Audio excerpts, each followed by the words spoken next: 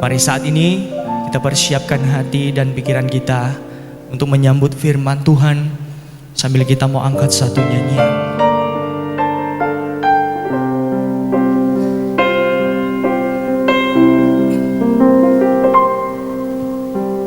Kemanakah kami mencari kasih sejati? Kemanakah kami berseru saat badai datang menderu? Yang kami tahu hanya Kau yang mampu pulihkan segala sesuatu. Kemanakah kami mencari? Kemanakah kami mencari kasih yang sejati? Kasih sejati. Kemanakah kami berseru saat badai datang menderu? Yang kami tahu Tuhan, hanya Kau yang mampu, hanya Kau yang sanggup Tuhan pulihkan segala sesuatu. Kami perlukan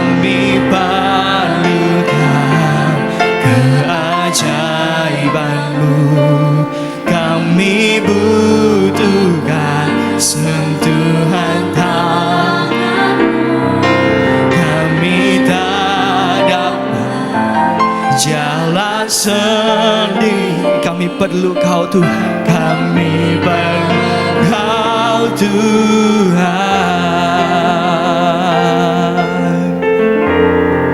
Amin. Kemanakah kami mencari kasih yang sejati? Kasih sejati. Kemanakah kami berseru saat badai datang menderu? Yang kami tahu hanya Kau.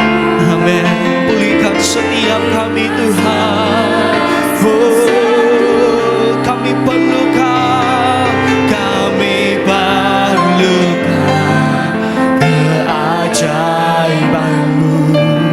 Kami butuhkan sentuhan tangan-Mu Tuhan. Oh, kami tak dapat jalan sendiri. Kami perlu Engkau Tuhan. Oh, kami perlu Kau. Kami perlukan keajaiban-Mu. Kami butuhkan sentuhan tangan. Kami tak dapat jalan sendiri Tuhan. Kami tidak mampu, kami tidak sanggup. Kami perlu Engkau Tuhan. Oh, kami perlu Kau Tuhan. Kami perlukan keajaiban-Mu. Oh, kami butuhkan sentuhan tangan-Mu. Kami tak dapat jalan sendiri. Jalan sendiri. Kami perlu Kau Tuhan. Mari saja kita bangkit berdiri sekali lagi. Kita angkat pujian ini dari Allah. Kemanakah kami mencari? Kemanakah kami mencari kasih sejati? Kasih sejati. Kemanakah kami berseru Tuhan saat badai datang deru setiap hidup kami. Tetapi kami percaya Tuhan, hanya Engkau yang sanggup, yang mampu pulihkan segala sesuatu. Kami perlukan, amin, keajaiban-Mu. Kami butuhkan sentuhan tangan. Kami tak dapat jalan sendiri Tuhan.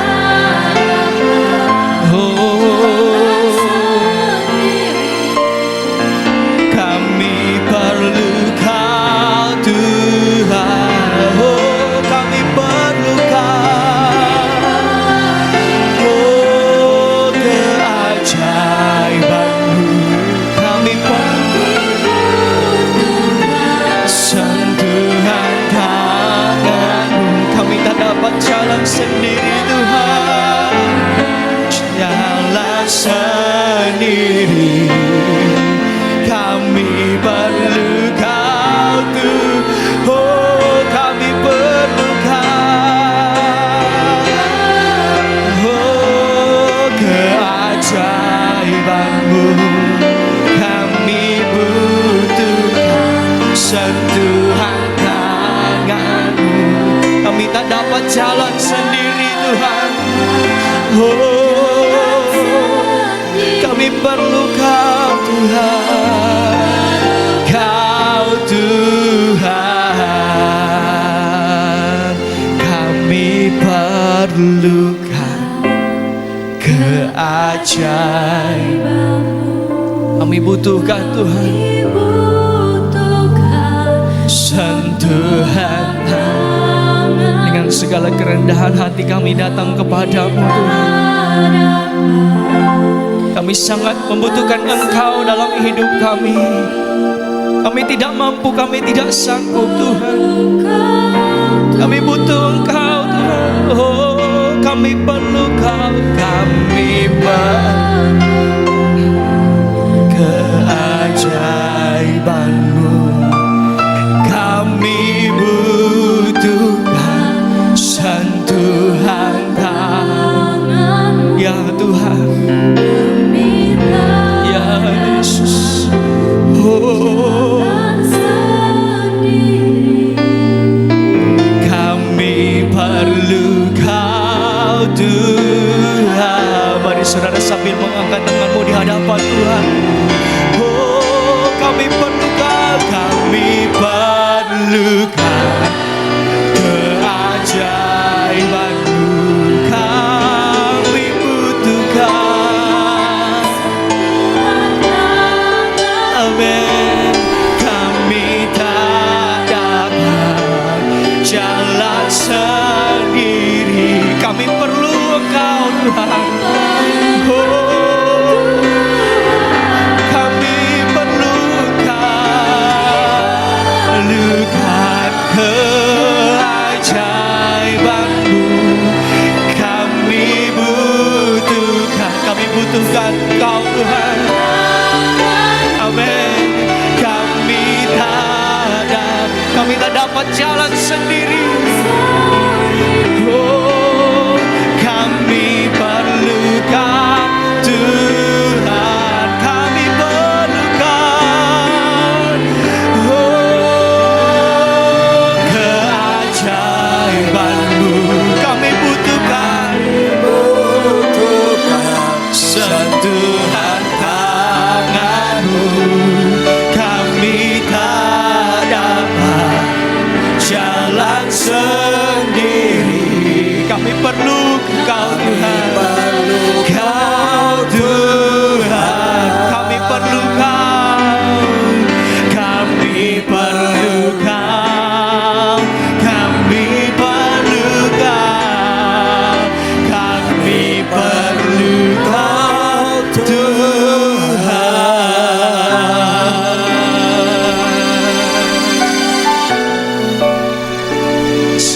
Itu seruan hati kami. Kami perlu Tuhan di masa yang tidak menentu, di masa akhir zaman ini, Di masa di mana keadaan semuanya berubah, kami sangat membutuhkan Tuhan yang tidak pernah berubah. Dulu, hari ini, sampai selamanya. Tuhan yang adalah kasih, mengasihi kami dengan bukti, dengan korban di atas kayu salib. Dan itu sudah kami terima Tuhan. Engkau pun ingin kami mengasihi Engkau. Tolong kami untuk mengasihi-Mu Tuhan. Tolong kami Roh Kudus. Biar hati kami, hidup kami dicurahkan Roh Kudus, dipenuhi, supaya kami juga boleh mengasihi Tuhan, berkenan kepada Tuhan. Terima kasih Bapak. Segala pekerjaan kuasa iblis roh jahat yang mencoba menghalangi, mengganggu sidang jemaat untuk mendengarkan firman Allah, kami ikat Engkau, kami patahkan kuasa-Mu, kami hancurkan dan kami usir Engkau keluar dari tengah-tengah kami. Dalam nama Tuhan Yesus Kristus, biarlah Roh Kudus memberi kesegaran, duduk diam tenang untuk mendengar firman Allah. Sebab firman Allah itu yang terpenting dalam hidup kami. Perkataan Allah yang tidak pernah berubah. Perkataan yang Allah jaminan kami. Kami percaya Tuhan. Biar kami semua boleh mengasihi Tuhan, mengasihi firman, merindukan firman. Dalam nama Tuhan Yesus Kristus. Berfirmanlah, kami siap mendengar. Amin. Puji Tuhan. Bersama istri saya sampaikan shalom. Shalom semuanya. Sehat-sehat, baik-baik semua. Rohani, jasmani, bukannya fisik yang kita rindukan sehat selalu, tapi terutama teristimewa hidup rohani kita ini sangat butuh kesehatan dari Tuhan, ya. Dan kesehatan itu hanya bisa terjadi kalau kita suka mendengarkan firman Tuhan, suka melakukan firman dan mengasihi firman Tuhan. Hari ini saya menyampaikan firman Tuhan, temanya hidup untuk berbuah. Perhatikan ya, hidup untuk berbuah. Hidup untuk berbuah. Itu hatinya Tuhan. Itu kerinduan hati Tuhan yang telah diucapkannya melalui firman-Nya. Jadi kalau kita mau tahu hati Tuhan hari-hari ini apa? Hidup kita orang Kristen itu supaya menghasilkan buah. Yohanes pasal 15 ayatnya yang ke-16. Silakan kita baca bersama.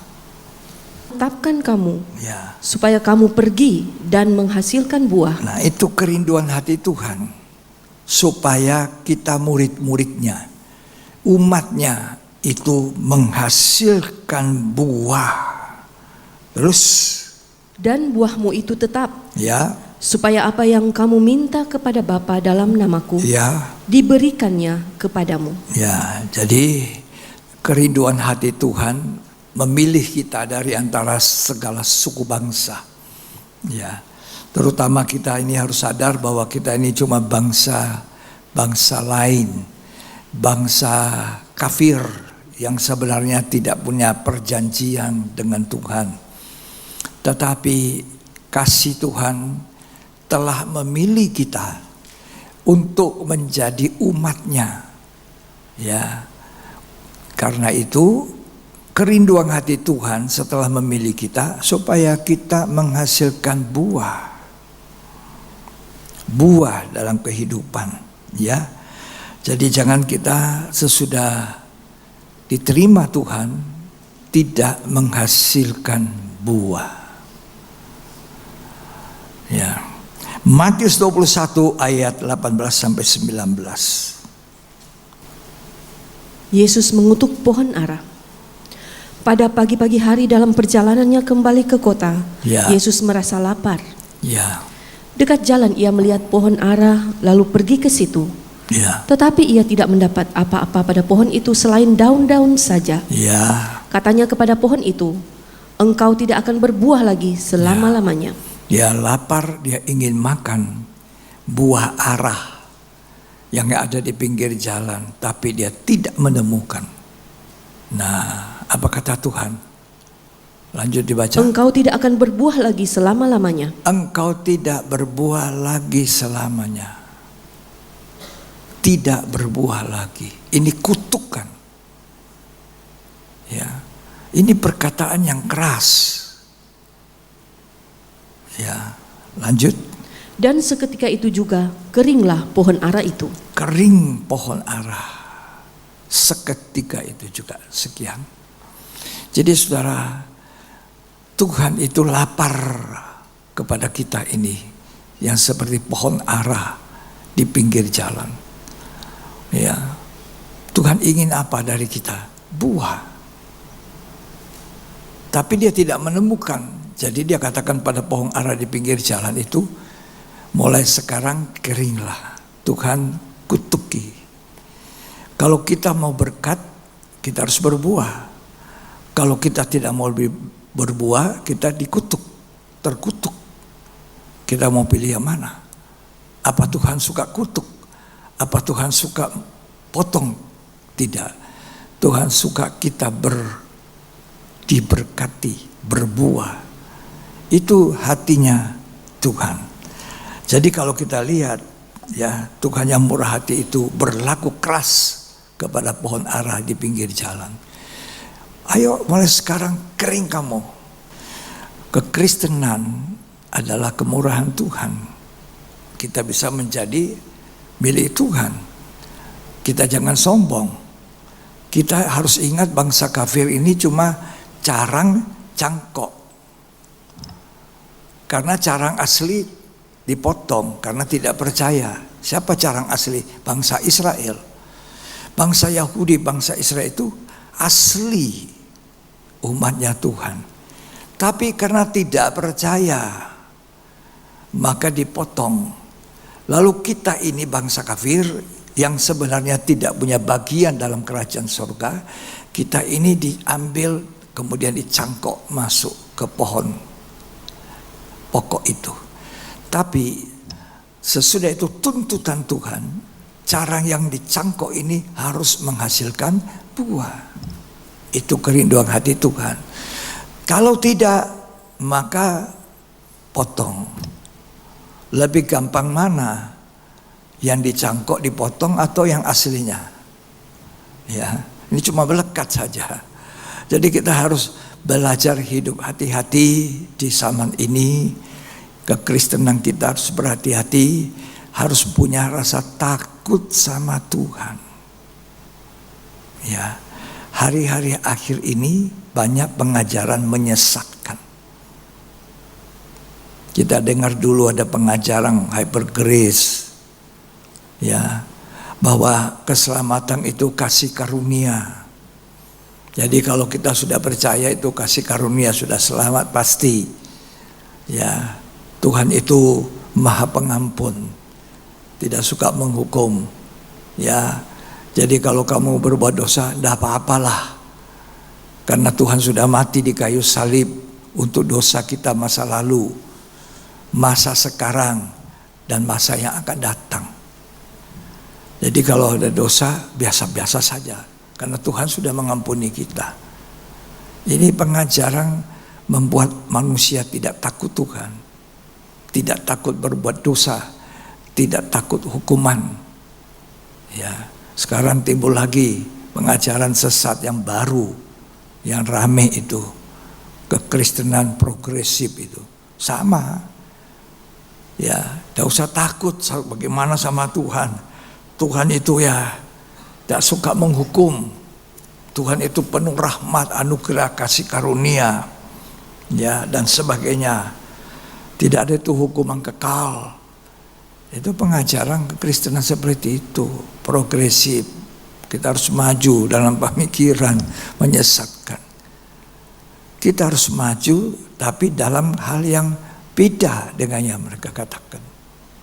Ya, iman kita harus maju, progresif. Tapi majunya tidak sama yang dikatakan mereka, meringankan kesalahan dosa. Oh, Tuhan itu pengampun, tidak ada neraka, Tuhan tidak menghukum dengan hukuman kekal. Siapa bilang?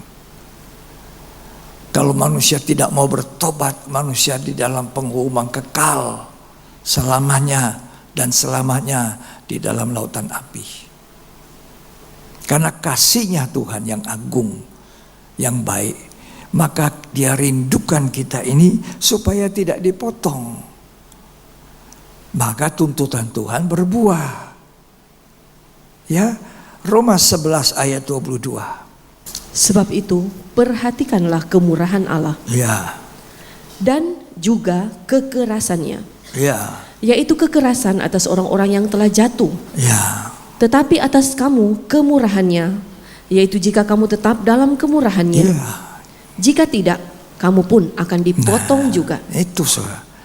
Jadi Tuhan ini jangan seperti yang diajarkan oleh Kristen progresif itu. Tuhan tidak suka hukum. Ya, sehingga orang gampang berbuat dosa. Ini cara setan untuk menyeret manusia masuk banyak ke dalam tempat hukuman kekal. Ya, Tuhan suruh kita untuk apa? Bertobat,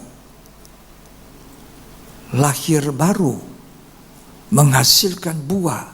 Buah apa? Buah-buah pertobatan, buah-buah Roh Kudus.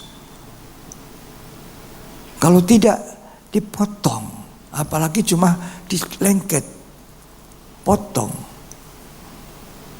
Ya, jadi orang Kristen disukai oleh Tuhan kalau dia berbuah, makin lebat, makin senang Tuhan.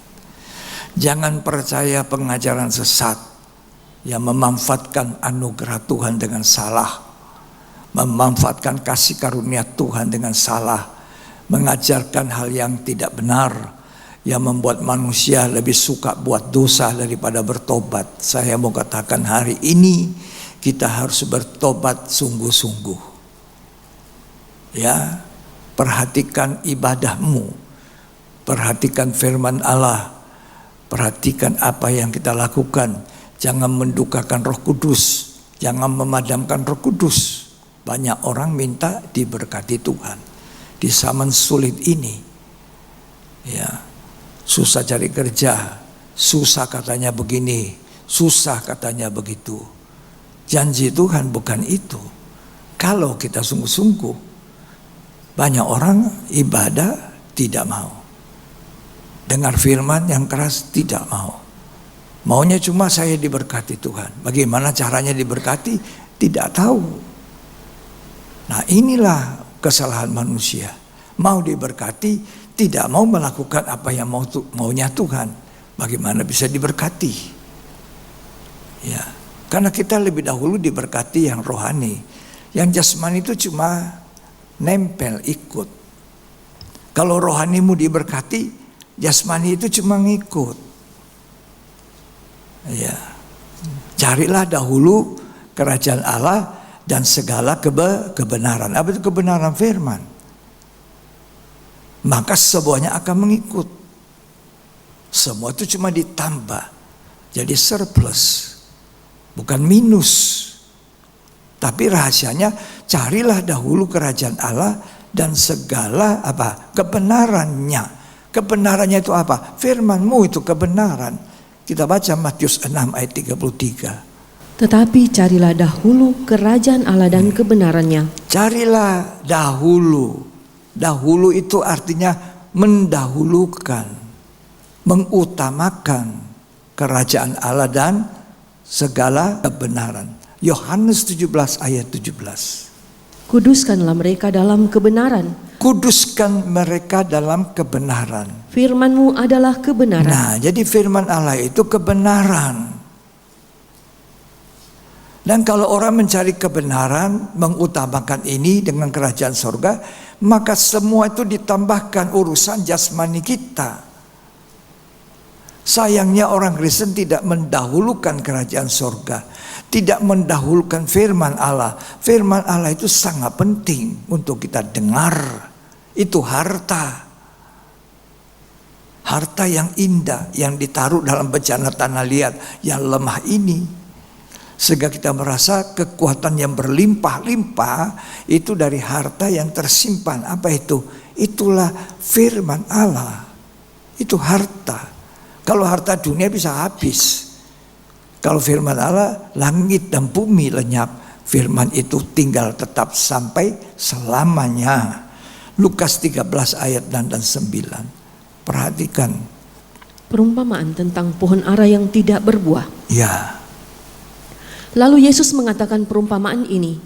Seorang mempunyai pohon ara yang tumbuh di kebun anggurnya. Ya. Dan ia datang untuk mencari buah pada pohon itu, tetapi ia tidak menemukannya. Ya. Lalu ia berkata kepada pengurus kebun anggur itu, "Sudah 3 tahun aku datang mencari buah pada pohon ara ini, dan aku tidak menemukannya. Ya. Tebanglah pohon ini." Tebang. Sudah 3 tahun. Ini kemurahan Tuhan.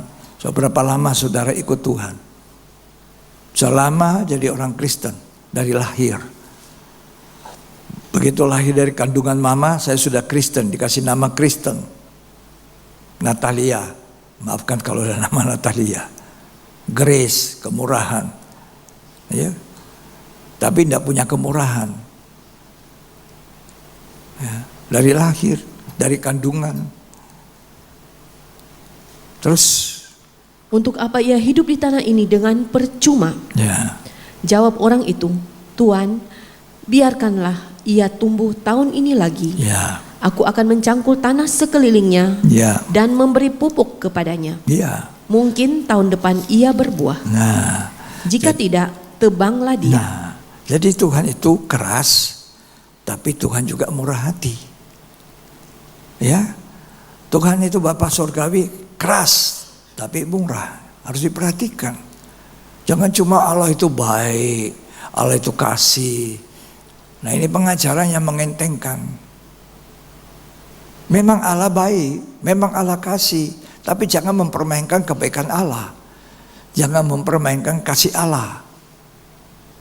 Kasih karunia, Tuhan selamatkan saya. Iya, kalau tahu itu kasih karunia, pertahankan kasih karunia itu, hargai. Dengan apa? Takut Tuhan, dengar firman, lakukan itu firman. Jangan orang Kristen suka begini ngomongnya. Ya, firman ini terlalu keras, tidak cocok. Tidak cocok. Firman keras, jangan dengar. Aduh, tidak bisa tahan saya dengar. Tuhan kok tidak seperti itu? Siapa bilang? Dari 2 ayat yang kita baca tadi, pohon ara di pinggir jalan, apa kata Tuhan?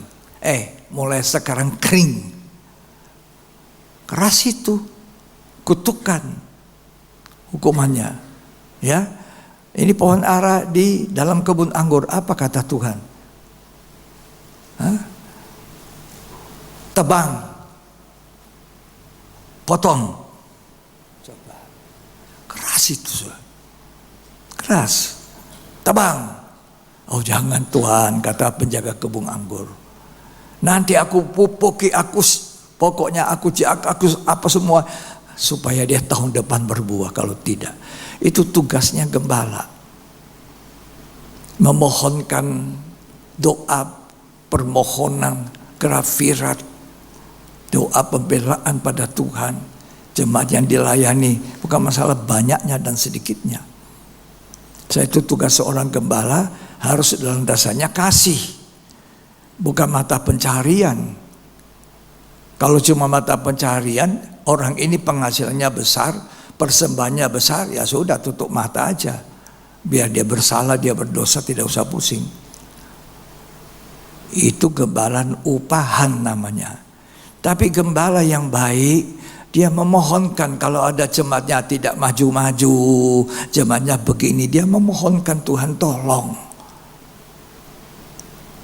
Ya, itu penjaga domba. Kasih ingat. Tapi bukan lunak-lunak. Ya, tebang. Ya Tuhan jangan. Kalau tahun depan tidak bisa, apa boleh buat? Tebang. Makanya ada yang umurnya tak potong, tak. Sebenarnya masih bisa berkarya banyak, tetapi dipotong.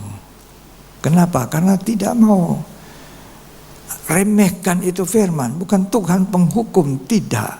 Supaya manusia takut kepada Tuhan. Takut. Ya. Jadi kalau saudara dibilang, dengar itu tadi, coba diulangi itu ayat 7, tolong baca dulu. Lukas 13 ayat 7. Lalu ia berkata kepada pengurus kebun anggur itu, Ya, sudah 3 tahun aku datang mencari buah pada pohon ara ini. sudah 3 tahun. Artinya menurut dia sudah waktunya lama.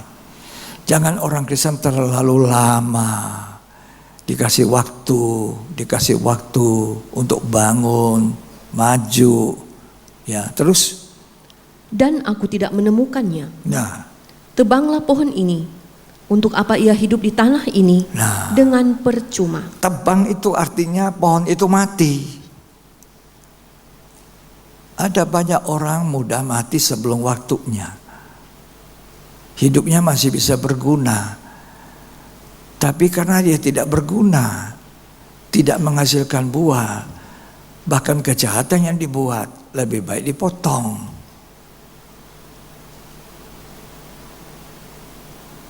Ya.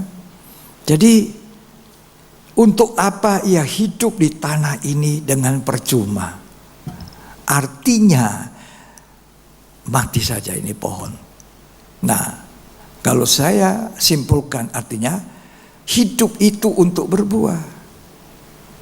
Jadi kalau kita diberi hidup seperti pohon ara di kebun anggur itu supaya hidup, supaya menghasilkan buah. Tapi tidak berbuah, potong, tebang. Pohon ara itu tidak perlu ada di kebun anggur baru bisa hidup. Pohon ara itu bisa hidup di pinggir jalan. Seperti tadi, pohon ara di pinggir jalan yang kita baca dari Matius. Tapi kalau dia diangkat, dipindahkan, ditanam di dalam kebun anggur, ini satu tempat istimewa, satu kemurahan Tuhan. Tapi sayang sekali banyak orang Kristen tidak menghargai kemurahan Tuhan. Jadi Tuhan bilang sama penjaga kebun itu, Tuhan itu bilang, potong saja, untuk apa ia hidup di tanah ini, di taman ini, di kebun ini.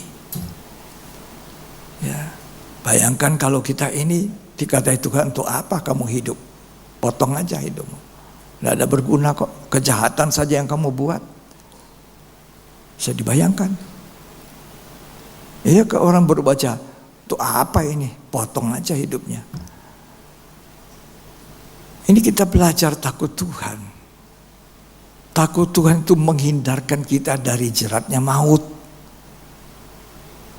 Jadi kalau dengar YouTube, hati-hati ya. Saya selalu berulang, kali ini saya kasih ingat lagi, hati-hati. Terlalu banyak firman Tuhan diputar balik, diperlunak, diperhalus. Banyak pengikutnya, tapi disesatkan. Kan itu tanda kedatangan Tuhan. Tuhan ditanya murid-muridnya, apa tanda kesudahan alam? Awas, banyak penyesat. Gempa di mana-mana, peperangan, kelaparan. Itu tanda-tanda berikut. Tapi yang nomor 1, awas penyesatan. Karena penyesatan membawa engkau ke dalam neraka. Jangan percaya bahwa mereka katakan ada neraka, Tuhan tidak suka hukum. Siapa bilang? Ya. Allah itu Allah yang adil, keras tapi murah. Tadi sudah baca toh, perhatikan kekerasan Tuhan dan kemurahannya. Kalau kita perhatikan kemurahan Tuhan, kita hargai kemurahan Tuhan, kita akan aman, tidak sampai dipotong. Ya, banyak orang tidak suka dengar firman keras. Aduh, terlalu keras, tidak bisa kita. Saya dari hari pertama saya lahir baru bertobat, firman keras jauh lebih keras dari sekarang yang saya sampaikan sampai sekarang, kurang lebih 50 tahun. Ya, itu saya dididik keras. Coba, nggak jadi kalau nggak keras, nggak jadi hamba Tuhan saya sampai hari ini, berapa puluh tahun. Ya, keras. Ada takut sama Tuhan. Di dalam hati yang paling dalam ada takut. Ya. Karena kerinduan hati Tuhan kita berbuah, maka kita perlu tahu buah apa saja yang kita harus lahirkan. Yang pertama, buah pertobatan. Kalau kamu bilang kamu percaya, tunjukkan perbuatanmu dalam pertobatan. Ayo kita baca ya. Matius 3 ayat 7 sampai ayat 10. Ini buah yang pertama yang harus kita lahirkan dari hidup. Buah pertobatan. Ya. Tetapi waktu ia melihat banyak orang Farisi dan orang Saduki datang untuk dibaptis, Ya. berkatalah ia kepada mereka, "Hai kamu keturunan ular beludak, siapakah yang mengatakan kepada kamu bahwa kamu dapat melarikan diri dari murka yang akan datang? Ya. Jadi hasilkanlah buah yang sesuai dengan pertobatan." Hasilkan buah pertobatan. Kalau kamu bilang kamu sudah percaya Tuhan, sudah bertobat, tunjukkan buah pertobatan. Ya, terus. Dan janganlah mengira bahwa kamu dapat berkata dalam hatimu, "Abraham adalah bapa kami." Ya. Karena aku berkata kepadamu, Allah dapat menjadikan anak-anak bagi Abraham dari batu-batu ini. Ya, kita ini anak-anak Abraham secara apa? Rohani. Gereja Tuhan itu anak-anak Abraham secara rohani. Kalau kita percaya, punya iman seperti Abraham, kita disebut anak-anak Abraham. Tapi kita tidak seperti Abraham, darah daging secara daging, tidak. Kita adalah orang kafir. Umat yang dijadikan saja menjadi sama dengan umat Israel. Kita disebut Israel rohani. Nah, terus. Kapak sudah tersedia pada akar pohon, Ya. dan setiap pohon yang tidak menghasilkan buah yang baik pasti ditebang dan dibuang ke dalam api. Jadi buah pertobatan tunjukkan pada orang perbedaan dulu dan sekarang. Dulu mabuk, sekarang tidak. Dulu minum minuman keras, sekarang berhenti. Dulu perokok keras, sekarang berhenti. Dulu caci maki keluar dari mulut, omong kotor, itu sekarang berhenti. Dulu sukanya yang tidak baik, sekarang suka yang baik. Itu namanya buah pertobatan, nampak dari hidup hari-hari.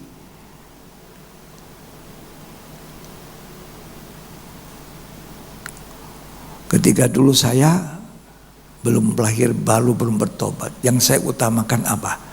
Kejar terus kekayaan dunia, uang, setiap hari duit dari pagi sampai malam. Begitu bertobat, lahir baru, yang saya kejar Tuhan. Yang ada di ingatan saya hari-hari Tuhan.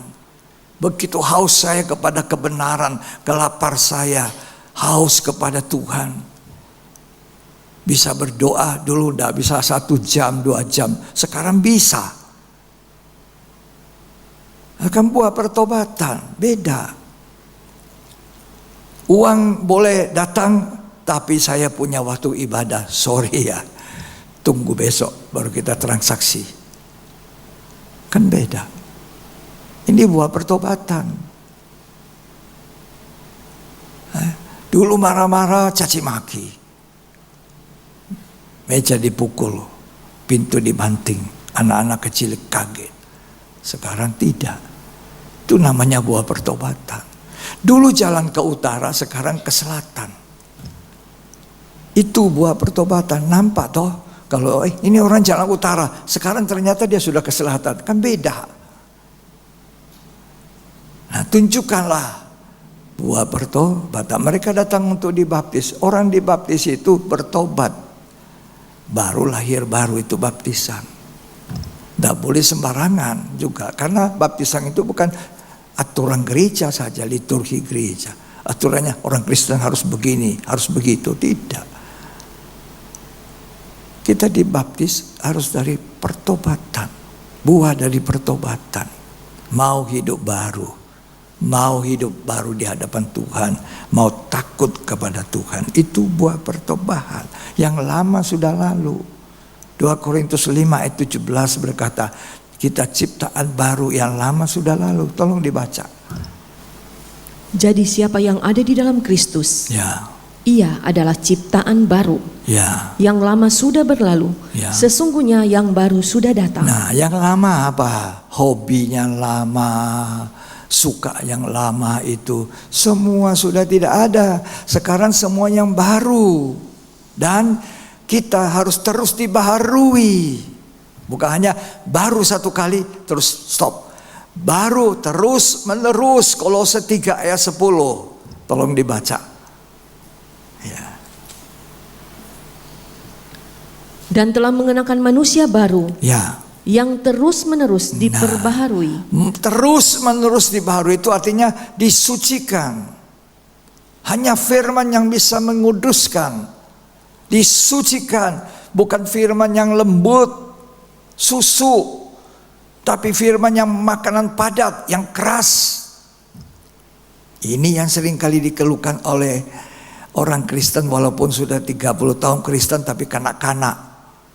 Yang tidak bisa tahan dengar. Lanjut dibaca. Kolose 3 tadi. Untuk memperoleh pengetahuan yang benar Supaya kita punya pengetahuan yang benar. menurut gambar haliknya. Iya. Jadi orang Kristen harus punya pengetahuan yang benar tentang halik itu. Nah, itu buah pertobatan. Yang kedua, buah untuk hidup kekal. Ada hidup kekal, ada mati kekal. Jangan percaya mereka katakan tidak ada penghukuman kekal. Itu mati kekal. Jadi ada hidup kekal, ada mati kekal. Ada hidup kekal, sorga mulia. Ada mati kekal, neraka. Pengajaran yang baru-baru ini mengatakan tidak ada neraka. Ya, hati-hati ya. Tidak ada penghukuman kekal. Ada. Sekali lagi, ada umat Tuhan. Jangan dibodohi setan. Ya. Yohanes 4 ayat 36. Ini buah yang kedua. Buah untuk hidup kekal. Yohanes 4 ayat 32. Atau baca dari ayat 34 sampai 38. Kata Yesus kepada mereka, makananku ialah melakukan kehendak Dia yang mengutus aku dan Ya. menyelesaikan pekerjaannya. Ya. Bukankah kamu mengatakan 4 bulan lagi tibalah musim menuai? Ya. Tetapi aku berkata kepadamu, lihatlah sekelilingmu dan pandanglah ladang-ladang yang sudah menguning Ya. dan matang untuk dituai. Ya. Sekarang juga penuai telah menerima upahnya dan ia mengumpulkan buah untuk hidup yang kekal. Nah, kumpulkan buah untuk hidup kekal. Orang Kristen itu harus seperti Tuhan. Makananku ialah memenangkan jiwa untuk hidup kekal. Ini ya dalam Yohanes 4 awal-awal. Apa yang dibuat Tuhan Yesus dalam wujud manusia, Allah yang menjadi manusia itu pegang kuat-kuat ya. Saya mau kasih tahu cepat sekali siapapun. Pegang kuat-kuat. Allah pernah datang ke dalam dunia menjadi manusia daging di dalam Yesus. Antikris tidak mau. Antikris tolak. Allah pernah menjadi manusia. Firman Allah jadi manusia dalam Yesus itu antikris tidak mau. Kalau orang Kristen tidak kuat, goyah pemahamannya di sini, engkau nanti jadi mangsanya antikris. Dan sekarang rohnya antikris ini sedang bekerja lewat nabi palsu, guru palsu, pendeta palsu, penyesat. Hati-hati ya. Nah, lihat Tuhan Yesus duduk di pinggir sumur Yakub. Apa yang dia buat dalam waktu lapar. Sama kita, lapar, haus, terik matahari. Sekarang Indonesia, semua di kota-kota lain juga panasnya luar biasa. Di mana-mana panas, ini iklim. Dan tidak tetap. Dunia nanti akan lenyap, tak ada lagi apa-apa. Kemana kita harus pergi? Hidup kekal. Di mana? Yerusalem baru, surga. Betapa Tuhan tunggu wanita Samaria ini. Dia tahu ini orang 5 kali kawin cerai, tidak tahu kawin resmi atau tidak, tapi sama-sama laki-laki. Dan yang ke-6 ini juga bukan suamimu, berarti yang 5 itu juga bukan suami. Banyak orang cuma kumpul, tapi tidak nikah. Atau menikah juga tapi gampang sekali kawin cerai. Padahal Tuhan benci itu perceraian. Yang ada yang bercerai. Makanya sebelum bercerai, sebelum ribut, jangan mudah untuk menjatuhkan pilihan. Sembayang baik-baik. Ikuti syaratnya Tuhan. Aman kamu orang muda. Aman. Ya. Jadi Tuhan tunggu. Datanglah dia timba air dari sumur Yakub. Ini orang yang ditunggu-tunggu sama Tuhan. Terus Tuhan tanya, bicara dengan dia, siapa orang Yahudi ini ngomong sama saya orang Samaria? Apa kata Tuhan? Jikalau engkau tahu kasih karunia Allah. Baca ya, Yohanes 4. Ayat yang ke-9, Yohanes 4. Maka kata perempuan Samaria itu kepadanya, Ya. masakan engkau seorang Yahudi minta minum kepadaku seorang Samaria? Ya. Sebab orang Yahudi tidak bergaul dengan orang Samaria. Ayat 10.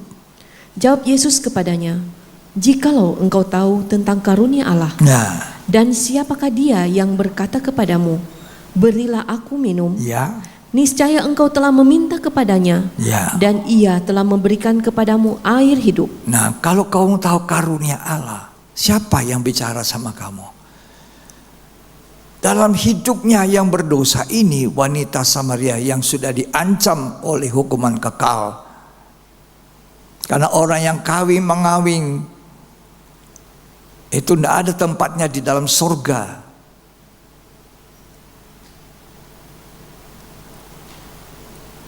Tapi kalau kamu tahu karunia Allah, siapa orang ini bicara? Biar satu jiwa ini Tuhan tunggu di panas. Kita biasa remehkan untuk menangkan satu jiwa. Dia satu jiwa ini Tuhan tunggu. Sampai akhirnya dia bertobat. Tuhan tawarkan air hidup. Air hidup. Aku mau. Panggil dulu suamimu. Bereskan dulu. Tidak gampang dapat air hidup. Beberapa puluh tahun yang lalu, ketika saya masih di Makassar, seorang anak remaja antara 10, 11, 12 umurnya barangkali, atau 9, saya kurang ingat, gadis kecil. Gadis kecil ini dirasuk setan. Tapi dalam keadaan seperti itu, orang tuanya mungkin doakan. Setelah setannya dipergikan, dia, aku haus. Anak kecil, aku haus. Dia dikasih minum, dia masih bilang, aku haus. Dikasih minum, itu masih haus. Itu yang dibilang Tuhan, air dari sumur Yakub ini, ya sumur bor, digali pada zaman Yakub. Tidak bisa memuaskan engkau. Dikasih minum, haus lagi, dikasih minum. Gadis kecil itu dikasih minum. Dia bilang, aku masih haus. Apa yang dia hauskan? Roh. Roh Kudus itu air hidup. Nah, setelah dia lepas, orang mengerti. Kebutuhan saudara dan saya air hidup, Roh Kudus. Ini juga kunci berbuah. Ya, kalau kamu timba, haus lagi. Tapi air yang kuberikan padamu tidak membawa haus selamanya. Kasih aku, mana suamimu? Aku tidak punya suami. Betul. Yang keenam ini sekarang juga bukan suamimu.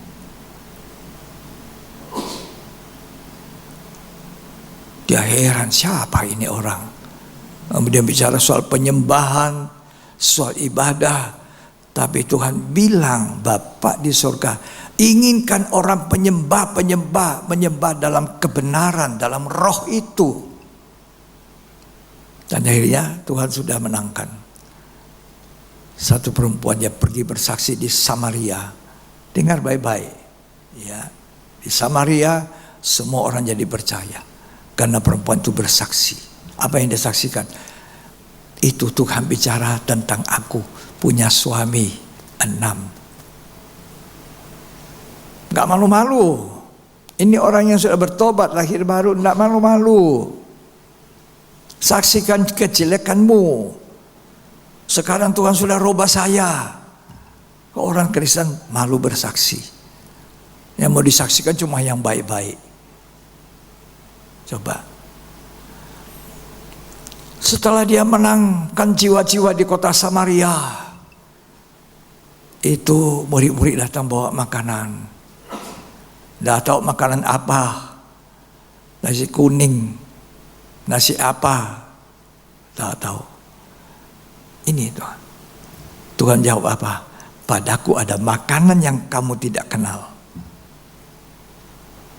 Murid-muridnya heran, loh memang ada yang dapat bawa makanan kepada Tuhan kita ini. Sedang kita pergi beli makanan untuk dia. Sekarang dia bilang, padaku ada makanan yang tidak kamu kenal. Sekarang ini orang menciptakan makanan apa saja ada di restoran di mana-mana. Orang Kristen mau coba ada restoran baru. Ada restoran ini, ada di sana di mall, restoran ini, mari kita masuk, makan, coba-coba makan. Itu saja yang orang Kristen tahu. Tapi apa yang Tuhan katakan, padaku ada makanan yang tidak kamu kenal. Apa itu saudara? Menghasilkan buah-buah untuk hidup kekal. Banyak jiwa yang harus dimenangkan. Banyak manusia berantrian untuk masuk ke dalam kematian kekal. Bukan hidup kekal. Dan saudara dan saya dipanggil untuk menjadi saksi. Itu makanan untuk hidup kekal. Banyak orang Kristen slot bibirnya, tidak mau omong.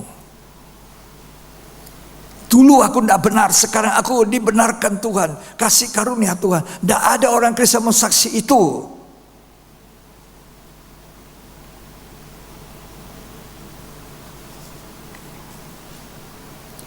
Tolong kita baca Yohanes 4.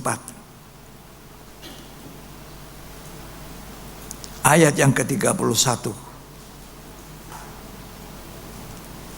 Sementara itu murid-muridnya mengajak dia, katanya, Rabi, makanlah. Ya, makanlah. Terus ayat 32. Akan tetapi ia berkata kepada mereka, padaku ada makanan yang tidak kamu kenal. Nah, ini ada makanan yang kamu, padahal Tuhan waktu itu lapar. Lapar dan haus, terik matahari di pinggir sumur Yakub. Tapi ketika makanan datang, dia katakan sama murid-murid, padaku ada makanan yang kamu tidak kenal. Apa itu? Lanjut dibaca. Maka murid-murid itu berkata seorang kepada yang lain, Ya. adakah orang yang telah membawa sesuatu kepadanya untuk dimakan? Ya. Kata Yesus kepada mereka, makananku ialah melakukan kehendak Dia yang mengutus aku dan menyelesaikan pekerjaannya. Ya. Terus? Bukankah kamu mengatakan 4 bulan lagi tibalah musim menuai? Ya. Tetapi aku berkata kepadamu, lihatlah sekelilingmu dan pandanglah ladang-ladang yang sudah menguning dan matang untuk dituai. Dengar ya, kalau makin hari makin susah, manusia makin susah, itu ladang sudah menguning. Kalau manusia makin hari makin jahat, ladang sudah menguning, siap untuk dituai. Jadilah saksi. Lah Tuhan tunggu. Orang Kristen hidup untuk diri sendiri. Tiap hari dipikirin urusan sendiri, makanan sendiri, kebaikan sendiri. Apa itu salah? Tidak. Tapi jangan melulu itu. Mari kita pikirkan orang lain yang belum selamat. Mari kita hitung-hitung. Oh, di gereja saya masih ada kursi yang free. Ayo bawa.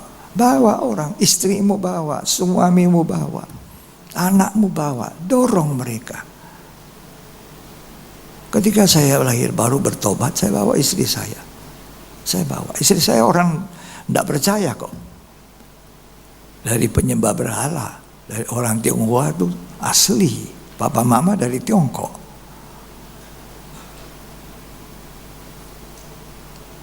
Dan anak-anak saya bawa. Ayo masih kecil. 5 tahun. Jadi anak saya yang sulung itu waktu 5 tahun. Ya, ketika saya sudah bertobat, dia suka sembahyang. Di rumah itu ada fotonya Tuhan Yesus. Dulu ada foto Tuhan Yesus tapi tidak bertobat. Kan banyak orang Kristen ada foto Tuhan Yesus, ada salibnya Yesus tapi tidak bertobat. Cuma formalitas. Di anak saya sudah bertobat, anak saya itu suka berdiri umur 5 tahun, berdiri di muka itu. Di muka gambar Tuhan Yesus suka sembahyang. Dia tidak ngerti. Tapi itu satu permulaan yang baik. Ya, tolong dibaca terus itu. Sekarang juga penuai telah menerima upahnya. Ya, Dan ia mengumpulkan buah untuk hidup yang kekal. ya, Sehingga penabur dan penuai sama-sama bersuka cita. ya. Buah untuk hidup kekal itu jiwa-jiwa yang didapat bawa ke sorga. Sekota Samaria itu dimenangkan wanita Samaria. Ketika saya lahir baru, saya tidak bisa tahan untuk bicara tentang Yesus. Segala suku bangsa, segala orang yang punya keyakinan saya ceritakan tentang Yesus, tentang hidupku sekarang. Tidak ada yang bisa tahan.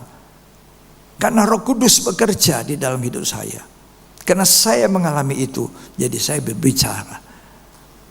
Siapapun yang saya temui, segala keyakinan, segala orang saya bicara, kan relasi orang dagang. Dulu mana saya tahu omong begitu. Kalau berkat tidak datang dari atas, kamu tidak bisa berkat. Walaupun siang malam kamu buka toko, sampai bangun pagi-pagi sampai malam, tidak ada berkat. Itu orang Tionghoa yang tidak percaya Tuhan, yang tahu hoki, katanya hoki. Kalau hoki, kalau tidak ada rezeki, kamu tidak bisa untung. Saya bilang betul. Berkat itu datang dari Tuhan. Saya ngomong sudah berubah. Bersaksi tentang Tuhan. Sampai ada satu orang kaya, tokoh besar di Makassar terkenal. Dia lebih tua, so meninggal orangnya. Dia pembeng tangan saya, dia hilang. Dia bilang, Yong, sini. Ayo kita makan siang dulu, makan di rumahnya. Dia panggil saya makan di rumahnya, makan siang. Cuma apa saudara? Cuma apa disuruh makan siang? Dia mau cerita, dia mau saya cerita tentang apa yang terjadi dalam hidup saya. Ya. Dia mau dengar dari mulut saya. Lalu saudara alami apa dengan Tuhan? Kalau saudara mengalami sesuatu, bukan Kristen yang Kristen-Kristenan saja. Saudara bicara apa yang kau alami dengan Tuhan. Kalau orang yang sakit mau mati sembuh, dia cerita mau mati sembuh, Tuhan bikin mujizat. Tapi Tuhan dia tidak tahu berbicara tentang mujizat terbesar. Saya diubahkan Tuhan, itu mujizat yang paling besar. Karena itu akhirnya adalah hidup kekal.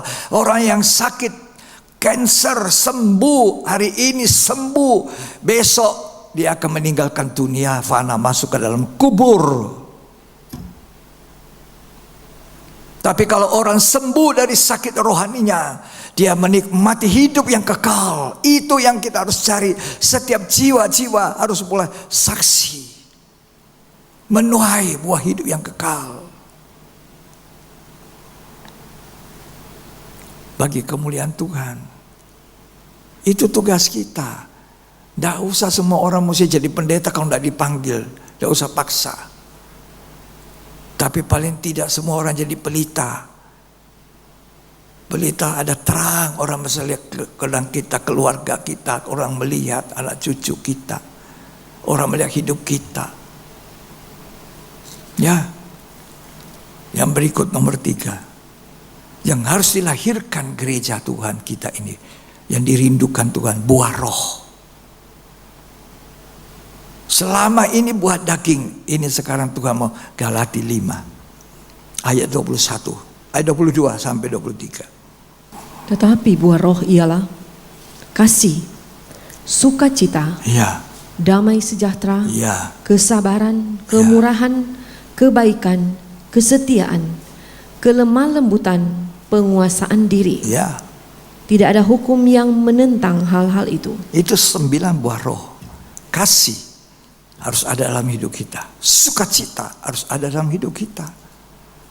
Dan selanjutnya yang terakhir, penguasaan diri, bisa mengendalikan diri. Tidak sampai jatuh dalam dosa. Dosa bisa menggoda. Iblis bisa menggoda. Jadikan batu jadi roti. Tuhan bilang apa? Ada tertulis, manusia tidak hanya hidup dari roti, tapi hidup dari firman. Ayo jatuhkan dirimu dari hubungan bait Allah. Yesus menjawab, ada tertulis, jangan mencobai Tuhan Allahmu. Lalu yang terakhir, setan bawa dia ke gunung. Lihat kemuliaan dunia. Luar biasa. Kalau kamu sujud menyembah aku, ini aku kasih. Tuhan bilang, setan pergi engkau. Engkau hanya bisa menyembah Allah. Jangan orang Kristen banyak ditipu. Kemuliaan dunia yang dikasih lihat. Sehingga orang Kristen kejar itu.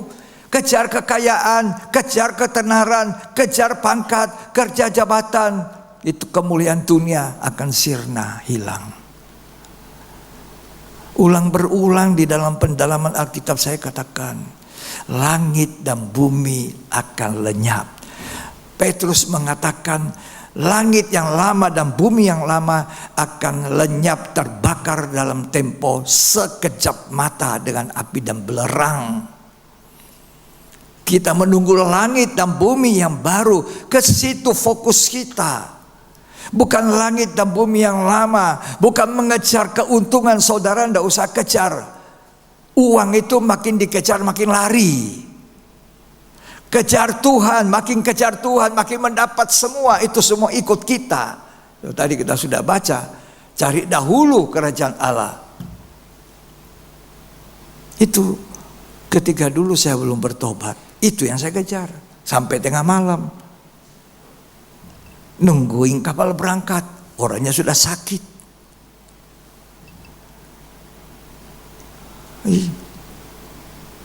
Dulu tidak ada kontainer, saudara. Tahun 60-an, akhir tahun 70 awal, tidak ada kontainer. Kapal-kapal itu semuanya palka. Jadi orang-orang barang-barangnya dibawa. Saya di atas kapal itu, ya sudah, tak enak badan. Beli rokok berpak-pak itu. Tinggal saya buang. Ambil ini ya. Untuk kuli barang itu yang atur di balka, diatur barang-barangnya. Supaya apa? Barangku dulu ya, kasih masuk dulu ya. Begini ya. Kan sulit kapal waktu itu. Mesti servis nahkodanya kemana? Ke tempat-tempat yang tidak betul. Sampai ada satu nahkoda dulu waktu zaman saya dengan hubungan, dia adalah mualim 1, stirman 1. Sekarang jadi nahkoda. Saya naik kapal itu pulang dari Surabaya. Ya heran, kok naik kapal? Pak Jong, kenapa naik kapal? Saya bilang saya mau coba naik kapal. Saya tidak tahu bahwa saya sudah menyerahkan hidup jadi hamba Tuhan. Terus di mana kamarnya? Saya bilang di sana. Di mana? Cepat-cepat dia perintahkan itu awak kapal. Angkat, Pak John tidak usah goyang-goyang. Angkat kopernya, angkat naik. Jadi saya dengan istri kasih naik koper. Dia kasih kamar spesial.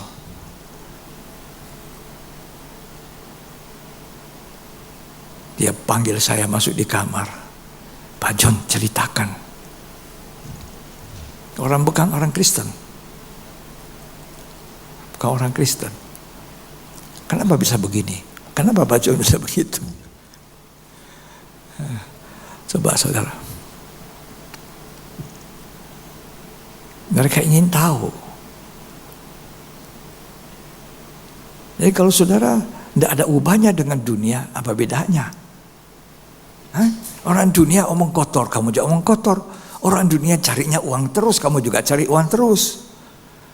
Orang dunia tipu daya, tipu-tipu, kita juga tipu-tipu. Apa bedanya? Tidak ada bedanya. Tuhan mau membuat satu perbedaan. Itu buah pertobatan. Itu buah roh sudah beda. Dulu daging. Coba Galati 5 ayat 19. Perbuatan daging telah nyata, yaitu percabulan, kecemaran, hawa nafsu, penyembahan berhala, sihir, perseteruan, perselisihan, iri hati, amarah, kepentingan diri sendiri, percideraan, roh pemecah, kedengkian, kemabukan, pesta pora, dan sebagainya. Apa bedanya? Kalau orang Kristen tidak berubah, masih kedengkian, pesta pora, kefasikan. Lanjut 2 Korintus 9 ayat 10, 11, 12. Ia yang menyediakan benih bagi penabur dan roti untuk dimakan. Ia juga yang akan menyediakan benih bagi kamu dan melipat gandakannya dan menumbuhkan buah-buah kebenaranmu. Buah-buah kebenaran. Ini yang harus kita punyai. Buah-buah kebenaran. Tadi saya sudah katakan sampai orang itu, orang tokoh itu orang lebih tua dari saya, orang kaya tuh di Makassar tuh. Bilang apa? Jong, sini dulu. Bahasanya, dialeknya, Yong, nama saya dipanggil begitu. Makan siang sambil ngomong, dia pancing saya ngomong. Coba, itu nakoda kapal. Dia bilang, kenapa bisa begini? Kenapa bisa? Itu yang tidak dimengerti Nikodemus. Bagaimana orang lahir baru masuk lagi, masa aku sudah tua masuk di dalam rahim ibu? Nggak ngerti dia. Dia tidak tahu tentang lahir baru. Dia tidak tahu tentang ciptaan baru. Bagaimana Tuhan bisa menciptakan saya dari orang yang sama jadi ciptaan yang baru. Tukang periuk, kalau dia buat periuk modelnya salah, aduh dia bongkar, baru bikin lagi. Lalu kita menyanyi, Tuhan penjunanku tanah liat, biar kau kerjakan turut maumu. Saudara, orang Kristen banyak tidak mau diolah sakit, firman Tuhan keras, apa. Kita jangan cari sekarang yang enteng-enteng, dunia sedang lenyap. Cari-cari perkara hidup kekal. Oh itu nanti kapan? Nanti tunggu sisa, baru cari. Ya kalau kalau sempat. Enggak, kalau tidak sempat bagaimana?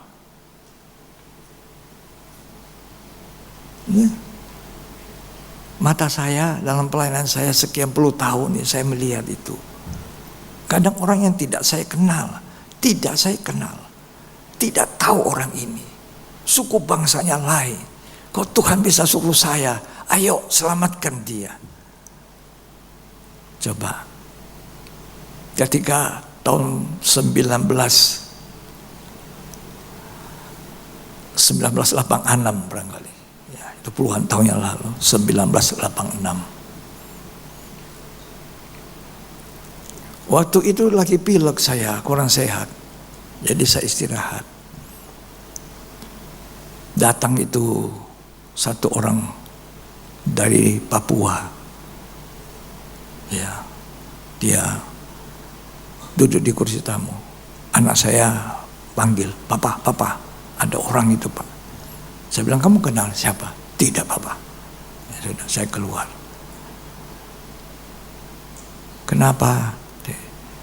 "Tolong Pak Pendeta, tolong doakan, saya punya teman baik." "Hah? Kenapa teman baikmu?" "Ya, lagi sakit." Saya bilang, "Sakit apa?" "Pokoknya sakit berat." "Di mana?" "Di rumah sakit." "Oh, tidak jauh dari rumah." Istri saya lagi pergi ke tetangga, jadi saya tidak sempat pamit juga. Tidak ada HP zaman itu. Cuma pergi. Ya, naik becak lagi saya. Ya. Nah, saya bilang, "Di rumah sakit itu." "Oke, saya pergi ya." Saya doang. Saya pikir saya dapat satu orang muda, umur 22. Orang muda dengar umur 22. Jangan pikir saya masih muda. Yang masuk kubur itu orang antri, yang itu orang sudah umur tua. Saya baru 22, masih kuat, masih jiwa muda, menggelora, punya cita-cita tinggi. Engkau tahu tidak tahu hidupmu, engkau adalah cuma uap. Nih, saya masuk penuh dengan segala macam alat kedokteran itu, tapi itu pun tidak menolong. Padahal dia tegap sekali, gagah. Coba, jangan pikir kalau tegap badan sehat, gagah, sombong. Jangan sombong. Manusia ini cuma uap, napas, hembusan nafas. Dia. Saya tanya mamanya, sakit apa dia? Pokoknya sakit. Terus mamanya kalau dia mau didatangi setan, dia takut luar biasa. Ya, mau direbut nyawanya. Saudara, kalau tidak sungguh-sungguh dengan Tuhan, begitu kalau mau mati. Mau diambil setan. Mamanya, "Darah Yesus, darah Yesus." Loh, mamanya darah Yesus. Coba. Kalau mamanya darah Yesus, dia jadi tenang. Berarti saudara harus yakin di dalam darah Yesus ada kuasa. Tidak ada amin. Dalam darah Yesus ada kuasa. Iya, kalau saya sama teman-teman mau ngusir setan dulu di Makassar, di Manado, nyanyi apa? Ada kuasa dalam darahnya. Pasti itu setan bilang, tutup telinga, sakit. Begitu. Kalau kita nyanyi darah Yesus ada kuasa, setan bilang, aduh, gitu. Yang orang kerasukan itu begini, aduh, tutup telinga. Berarti darah Yesus ada kuasa. Dia tenang. Terus saya bilang, jadi ibu enggak pakai opo-opo ya? Maksudnya jimat-jimat mantra? Enggak. Saya orang percaya Yesus. Nah, sudah. Saya doakan dia. Kamu mau bertobat?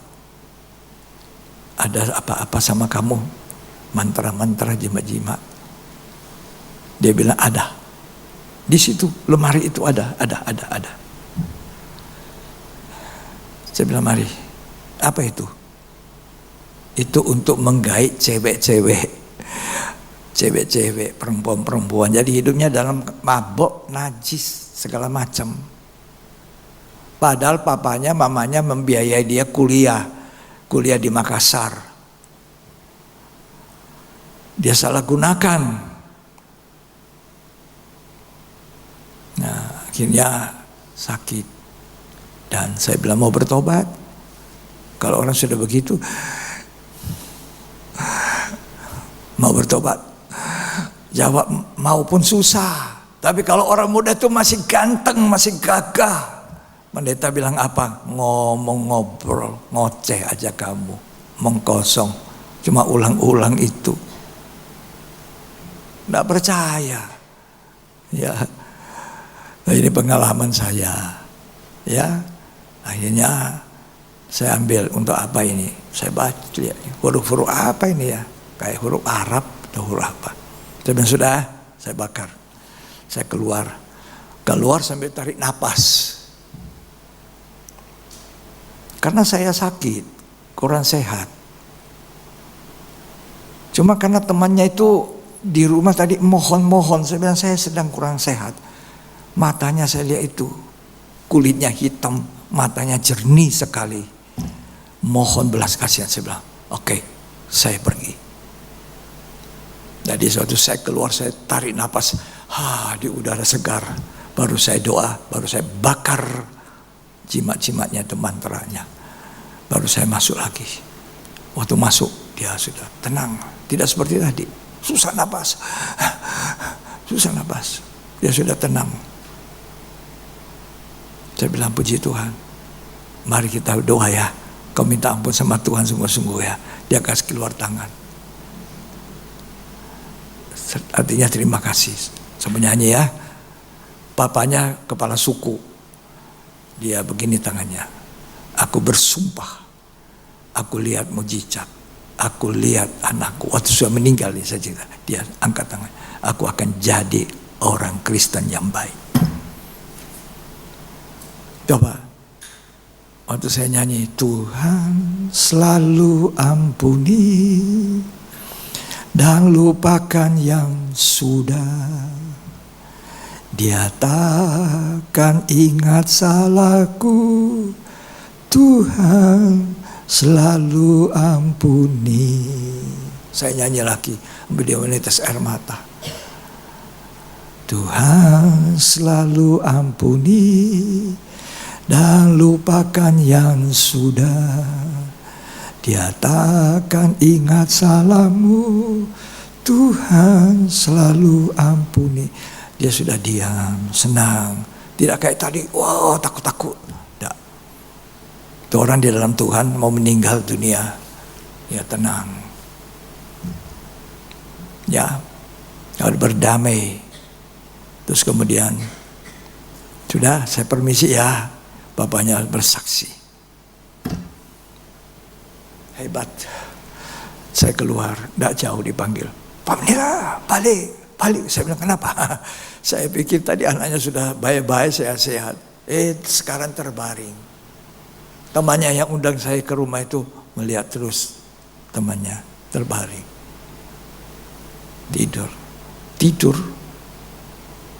Tidur sampai nanti.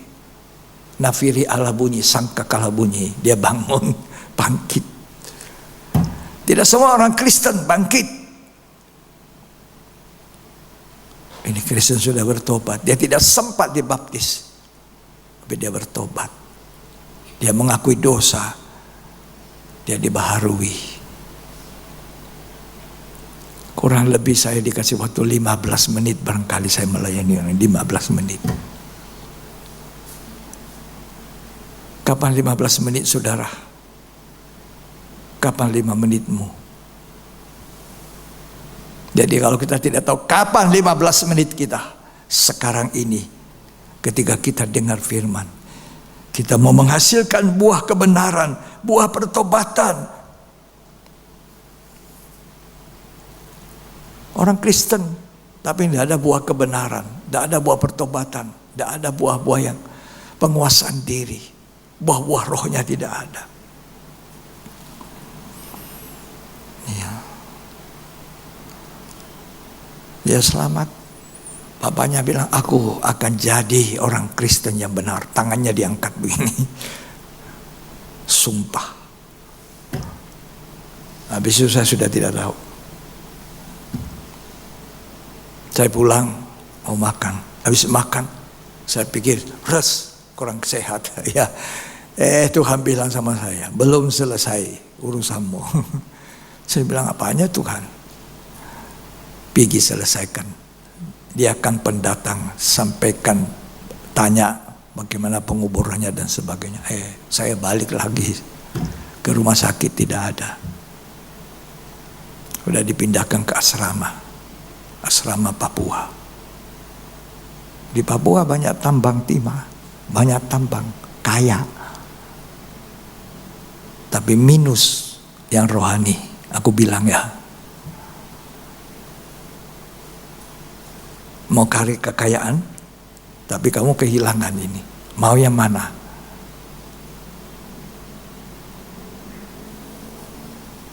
Mau yang mana? Kekayaan tambang, tapi minus rohani. Bisa terhilang kamu. Hilang kekal.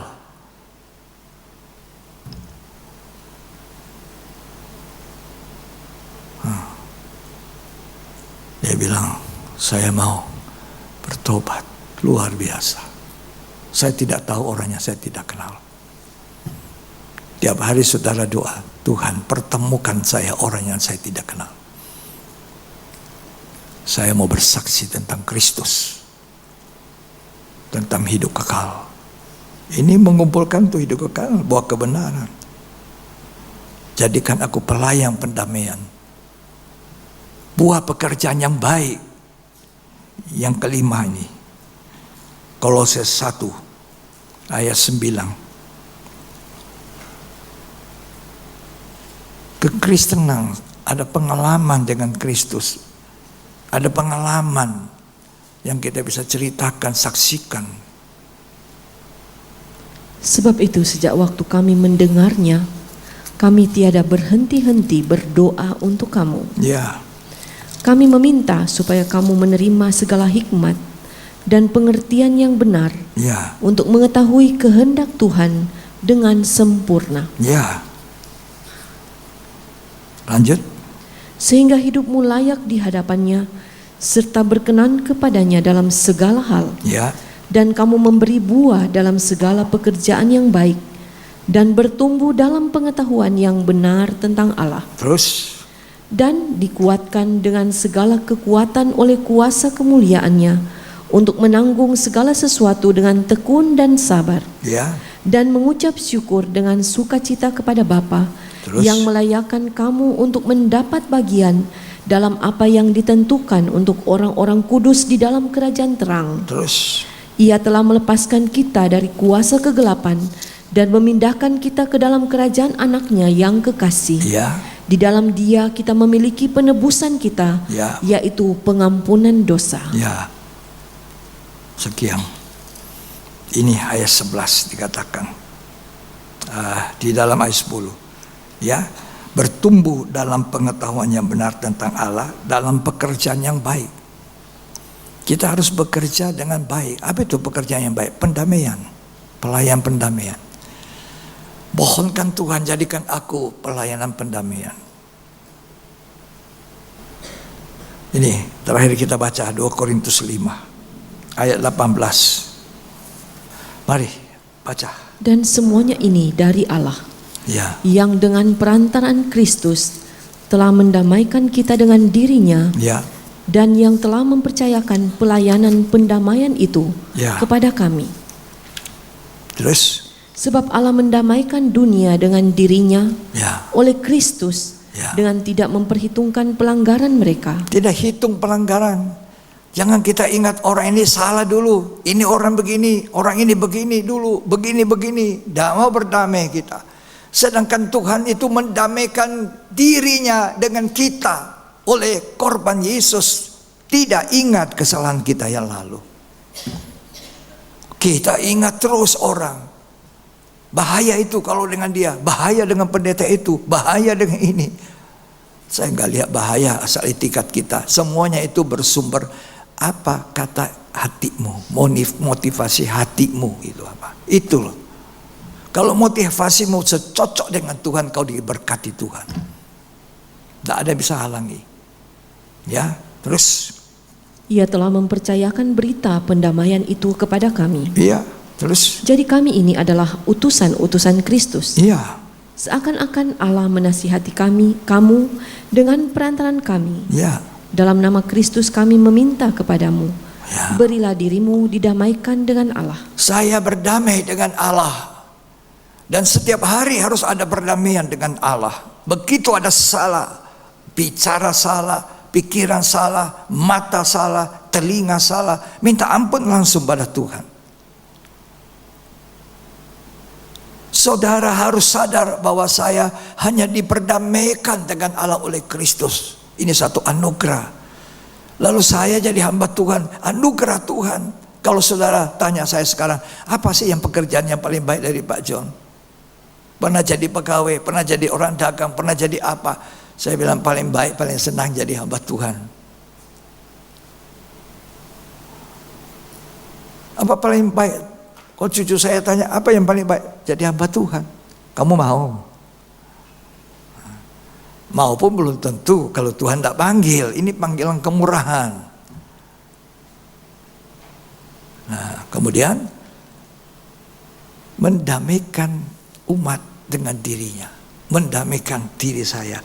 Jadi kita ini pelayan pendamaian, bukan pelayan bikin ribut, bukan pelayan cuma cari duit. Yang diomongkan selalu persembahannya aneh.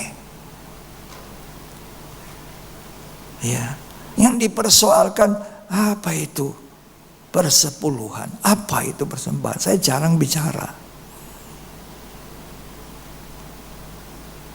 Yang saya ajarkan setiap kata firman, perintah Tuhan, lakukan saja. Ya, pendamaian, ya. Nah, ayat 20 tolong dibaca sekali. Ayat 20 dari 2 Korintus 5. Jadi kami ini adalah utusan-utusan Kristus. Ya. Seakan-akan Allah menasihati kamu dengan perantaraan kami. Hari ini Tuhan menasihatkan Anda melalui saya. Tapi itu seakan-akan Allah memberi nasihat. Apa itu nasihatnya? Terus dibaca. Berilah dirimu didamaikan dengan Berilah Allah. dirimu didamaikan. Terus. Dia yang tidak mengenal dosa telah Ya. dibuatnya menjadi dosa Ya. karena kita. Ya. Supaya dalam Dia kita dibenarkan oleh Allah. Ya, itu kerinduan saya. Gereja Tuhan, jemaat yang saya gembalakan, supaya kalian berdamai dengan Allah. Berdamai dengan baik. Tidak menyimpan dosa. Berdamai dengan sesama. Oh, tapi dia menyakiti sekali dulu. Lah, kita menyakiti sekali dulu kepada Allah bagaimana? Allah tidak perhitungkan dosa saya. Kenapa kita sekarang memperhitungkan dosanya orang? Ini masih keluarga saya ini. Aduh, masih keluarga, hubungan darah ada, walaupun jauh. Kok bisa ya? Malah katanya saya tiba-tiba tanya, kapan you datang? Kita ketemuan lagi ya. Coba. Kok musuh sampai mana? Paku 4, tek, selesai. Jangan ya. Tidak ada sorga bagi orang yang punya akar pahit. Punya kebencian. Tidak ada sorga. 1 Yohanes 3 mengatakan, tidak usah baca. Orang yang pahit hati tidak mau mengampuni. Tidak ada sorga bagi dia. Tidak ada hidup kekal. Jadi berilah dirimu diperdamaikan. Dan berdamailah. Terutama rekan-rekan saya, hamba-hamba Tuhan. Para pendeta-pendeta.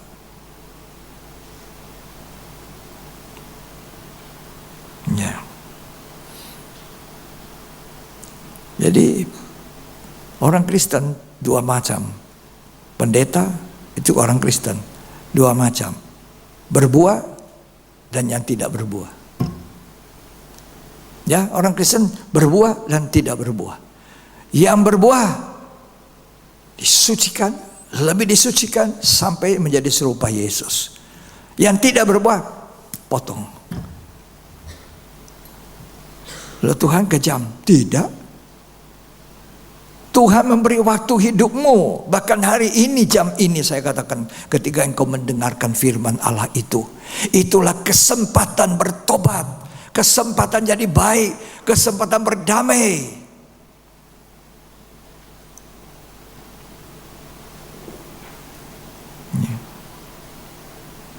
Rasul Paulus bilang apa? Berbuah itu bukan hanya waktu muda. Saya sudah ceritakan banyak waktu muda saya. Berbuah-buah. Tapi sampai tua loh, sampai putih rambut. Rasul Paul bilang, kalau aku masih boleh hidup, aku memberi buah. Kita baca itu ayat ya. Habis kita selesaikan, kita menyembah, berterima kasih pada Tuhan. Filipi 1 ayat 21 sampai 25. Karena bagiku hidup adalah Kristus, Ya. dan mati adalah keuntungan. Hidup bagi Kristus. Kalau mati di dalam Tuhan, mati sungguh adalah suatu keuntungan. Engkau dapat surga. Terus, Tetapi jika aku harus hidup di dunia ini, tapi kalau kita masih diberi napas hidup di dunia, itu berarti bagiku bekerja, bekerja, memberi buah. memberi buah. Bekerja, memberi buah. Terus, Jadi mana yang harus kupilih? mana ku pilih? Aku tidak tahu. Tidak tahu aku. Terus, Aku didesak dari dua pihak. ya, Aku ingin pergi dan diam bersama-sama dengan Kristus. ya, Itu memang jauh lebih baik. ya, Tetapi lebih perlu untuk tinggal di dunia ini karena kamu. ya, Dan dalam keyakinan ini tahulah aku akan tinggal dan akan bersama-sama lagi dengan kamu. ya, Kamu sekalian, supaya kamu makin maju dan bersukacita dalam iman. ya. Sehingga kemegahanmu dalam Kristus Yesus makin bertambah karena aku, Iya. apabila aku kembali kepada kamu. Ya, jadi Rasul Paul bilang, kalau aku masih hidup, aku hidup untuk pelayanan, untuk gereja, bukan untuk nafkah hidup. Kalau secara usia, orang kalau sudah tua seperti Rasul Paul, mana kuat? Ya, sekarang saja kita duduk khotbah, tidak berdiri. Ada yang orang tua masih bisa berdiri, ada saya tidak. Ponakan saya dokter mau nasihati saya, lebih baik saya duduk supaya ototnya kurang. Ini saja yang bicara, supaya lebih bisa tahan lama. Saya bilang oke, thank you. Gitu dong. Rasul Paul bilang, aku bekerja, aku hidup untuk memberi buah. Nah saudara hidup untuk apa? Hidup untuk makan, atau makan untuk hidup, atau hidup terus hanya berkisar dunia saja, nuntut Tuhan, kasih berkat dunia. Kalau kamu sungguh-sungguh, tidak mungkin dibiarkan Tuhan.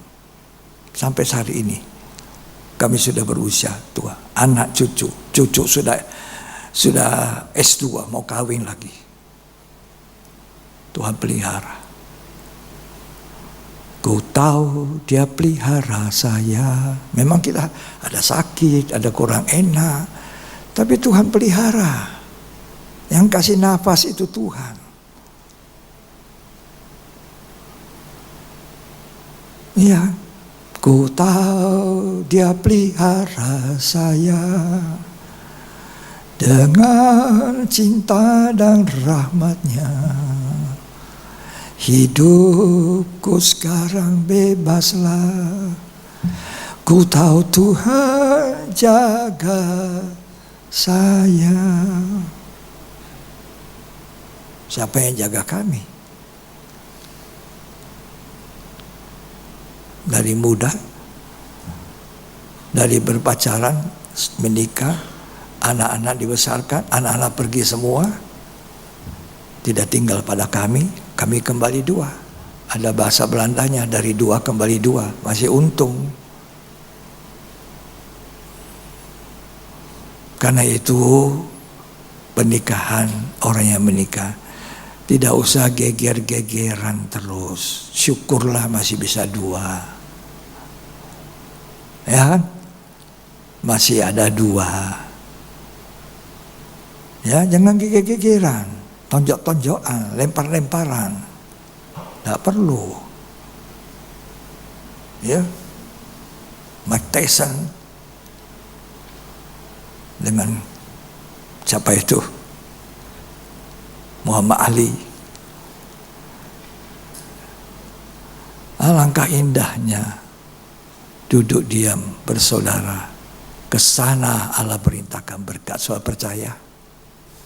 Rumah tangga yang rukun, kesana Allah memberitakan berkat. Tidak ada amin. Rumah tangga yang rukun, ke sana Allah perintahkan berkat. Aminnya ragu-ragu lagi. Mazmur 92 ayat 13 sampai 16. Orang benar akan bertunas seperti pohon korma. Orang benar, jadi bukan hanya orang Kristen. Orang benar harus bertunas seperti pohon korma. Akan tumbuh subur seperti pohon aras di Libanon. Tumbuh seperti pohon aras di Libanon. Mereka yang ditanam di bait Tuhan Ditanam di baitnya Tuhan. akan bertunas di pelataran Allah kita. Iya, katakan. Pada masa tua pun mereka masih berbuah. Masa Menjadi tua gemuk dan segar. masih berbuah. Kalau Tuhan beri saya umur 100 tahun bersama istri saya, kami melayani terus berbuah. Tuhan kasih saya umur 90, melayani terus berbuah. Sampai tua, dari muda sampai tua. Terus baca nih. Untuk memberitakan bahwa Tuhan itu benar. Cuma apa saya mau untuk memberitakan bahwa Tuhan itu benar seperti yang saya lakukan hari ini. Gak ada salah pada Tuhan.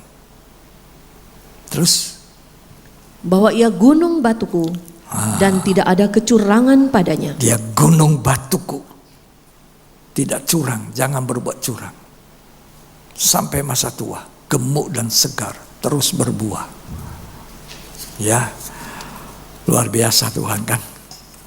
Amin. Tuhan luar biasa. Mazmur 1, catat ayat 2 dan 3. Ini rahasianya berbuah. Kalau kau tidak lakukan ini, tidak berbuah. Ya, Mazmur 1 ayat 2 dan 3. Tetapi yang kesukaannya ialah Taurat Tuhan. Yang Dan yang kesukaannya. merenungkan Taurat itu siang dan malam. Terus Ia seperti pohon yang ditanam di tepi aliran air, yang menghasilkan buahnya pada musimnya, Ya. dan yang tidak layu daunnya. kalau engkau tidak suka firman Tuhan, engkau tidak akan berbuah. Rahasianya orang berbuah-buah itu mencintai firman. Kesukaannya Taurat. Yohanes 15 ayat 4 sampai 5. Tinggallah di dalam aku dan aku di dalam kamu. Sama seperti ranting yang tidak dapat berbuah dari dirinya sendiri, Ya, kalau ia tidak tinggal pada pokok anggur. melekat dengan Tuhan. Melekat. Tinggal tetap bersekutu dengan Tuhan. Ya, itu rahasia berbuah.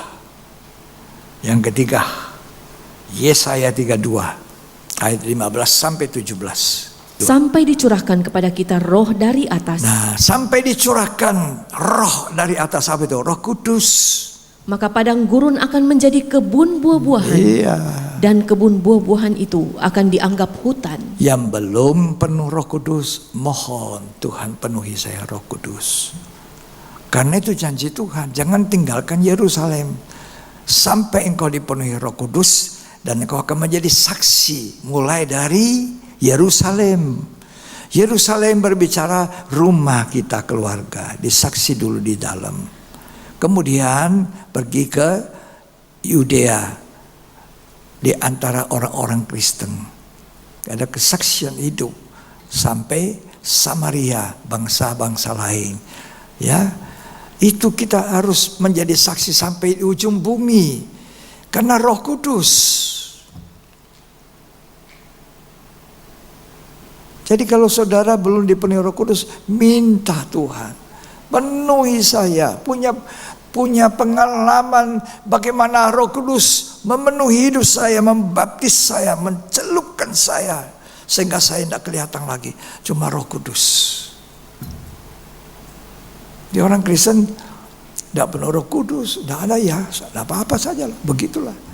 Saudara tidak akan maju. Sedang sudah dibaptis Roh Kudus, penuh Roh Kudus, saudara mesti jaga supaya tetap penuh Roh Kudus. Itu kekristenan yang benar.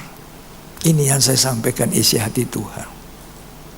Tuhan Yesus tolong kita semua. Amin. Mau ditolong Tuhan? Ya. Anak cucu kita diberkati. Anak cucu kita senang dengan Tuhan juga. Menjadi saksi. Ya, luar biasa. Ketika saya punya video ini, dikasihkan cucu saya yang ada sekolah di Inggris, sekolah di luar negeri, mereka terima kasih. Terima kasih, Bapak sudah kirimkan saya video itu. Saya mengikutinya, saya mengikutinya. Kan senang sekali. Tuhan tolong kita semua. Ya, hidup berbuah-buah. Bahagia itu bukan karena materi banyak. Hanya karena kaya, banyak depositonya, banyak tabungannya, banyak tanahnya, banyak rumahnya. Itu bahagia, banyak mobil. Tidak. Bahagia itu karena kita hidup dengan Tuhan. Ya, itu kebahagiaan. Jadi jauh, yang tidak punya, tidak usah minder. Kenapa tidak punya? Nah, kamu merenungkan kenapa. Ya, yang punya, tidak usah sombong. Ya, itu cuma titipan saja, nggak ada apa-apanya. Ya, jadi kalau orang berbuat banyak, orang mau atur. Kalau pendeta-pendeta mau diatur, saya tidak mau. Kecuali Tuhan yang mengatur, yang punya. Ya, semoga kita mengerti. Mari kita bangkit berdiri.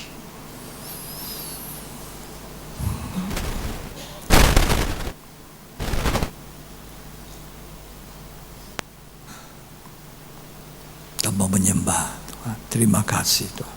Ku tahu Dia pelihara. Katakan sama Tuhan, ku tahu Tuhan pelihara. Mari, ku tahu Dia pelihara saya. Saya sangat yakin Tuhan pelihara kami.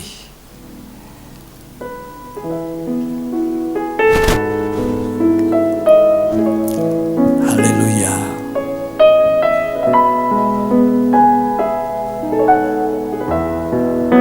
Siapa yakin Dia pelihara? Ku tahu Dia pelihara saya. Amin. Dengan cinta dan rahmat-Nya, hidupku sekarang bebaslah. Ku tahu Tuhan jaga saya.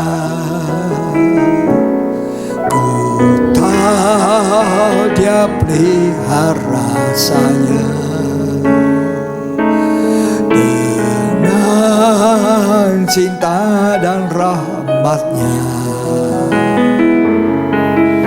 hidupku sekarang bebaslah.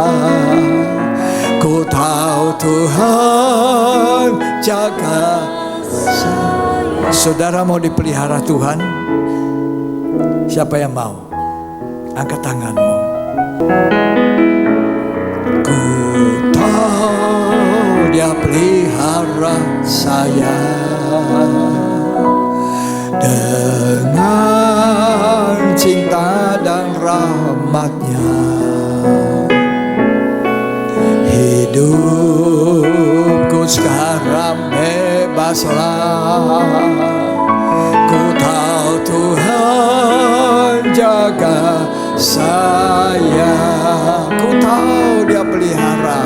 Ku tahu Dia pelihara saya. Amin. Dengan cinta dan rahmat-Nya,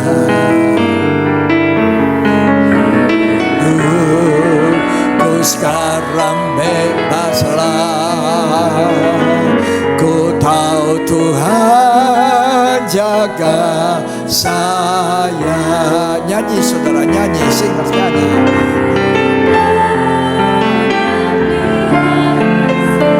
Tuhan pelihara, Tuhan melindungi, Tuhan menyembuhkan, Tuhan menjaga. Ku sekarang bebaslah. Ku tahu Tuhan jaga saya.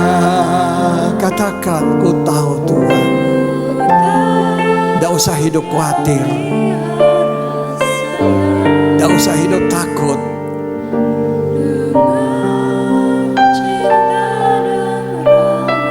Ya, tak usah takut, tak usah khawatir. Sekarang hidup bebas. Tuhan jaga saya.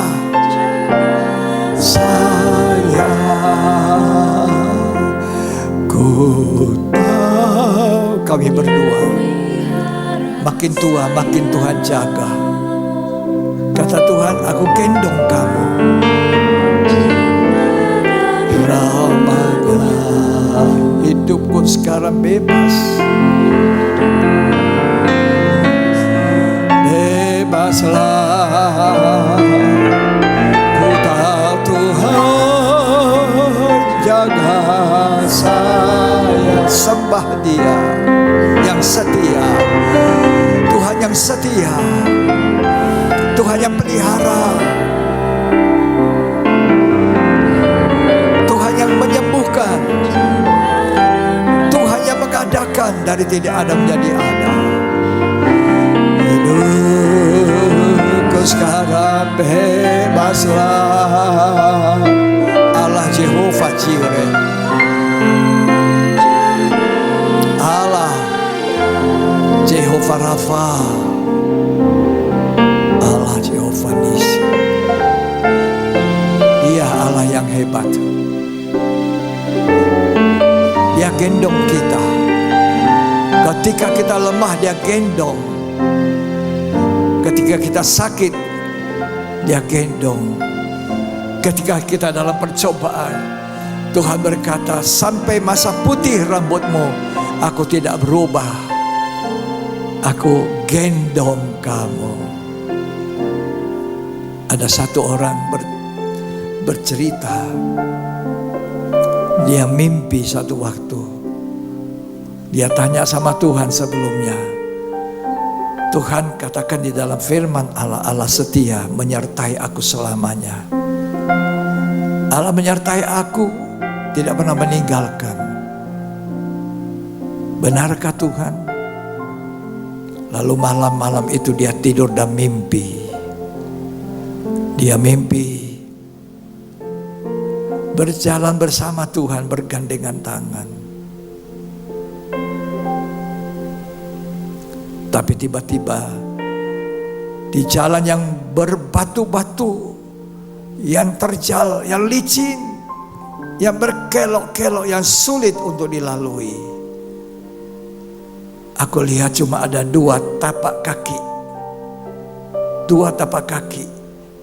Harusnya kan saya dengan Tuhan berjalan dari 4 tapak kaki. Ini cuma 2. Di mana engkau Tuhan pada waktu jalan berbatu-batu? Di mana engkau Tuhan waktu saya berduka? Waktu saya susah dalam pencobaan, waktu saya sulit. Ternyata Tuhan di jalan bertikungan itu cuma ada 2 tapak kaki, berarti Tuhan tinggalkan. Jawab Tuhan.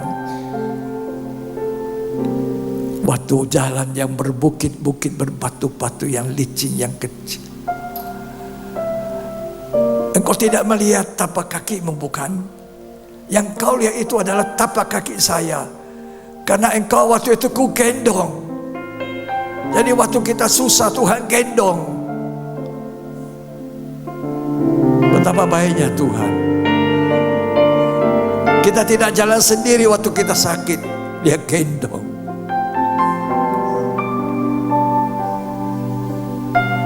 Kalau saat ini kau sakit, lemah, Tuhan gendong. Waktu kau dalam percobaan, Tuhan gendong. Kau akan menangis menyembah Dia. Kau lihat kebaikan Allah, Allah yang maha agung, maha setia. Ku tahu Dia pelihara saya. Katakan, Tuhan, saya tahu Kau pelihara. Cintailah firman Allah. Tidak pernah Tuhan salah. Aku gendong sampai masa putih rambut. Ku tahu Tuhan jaga saya. Siapa yang percaya angkat tangan. Haleluya. Saya Tuhan pelihara waktu sakit, waktu lemah, waktu tidak sehat, waktu sehat, waktu persoalan datang, waktu pencobaan datang. Ku tahu Tuhan jaga saya. Ku tahu Dia pelihara. Oh Rabasyakaramaya. Berdoa pada Tuhan yang melihara kita. Sembah Dia dengan hancur hati. Oh Rabasyakaramaya Rabasyakaramaya. Ku sekarang bebaslah. Ku tahu Tuhan,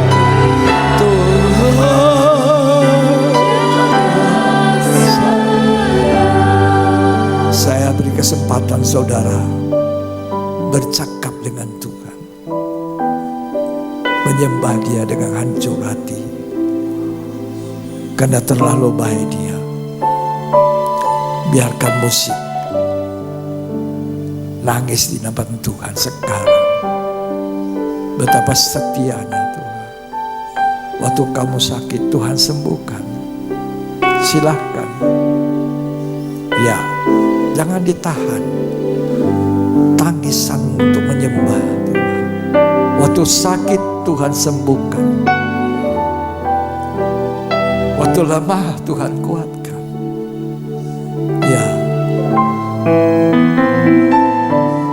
Naikkan ucapan syukur, terima kasih. Waktu kau sendiri, waktu kau berduka, ditinggalkan keluarga, orang tua meninggal, istri suami meninggal, anak meninggal. Di mana Tuhan waktu itu? Tuhan gendong kita.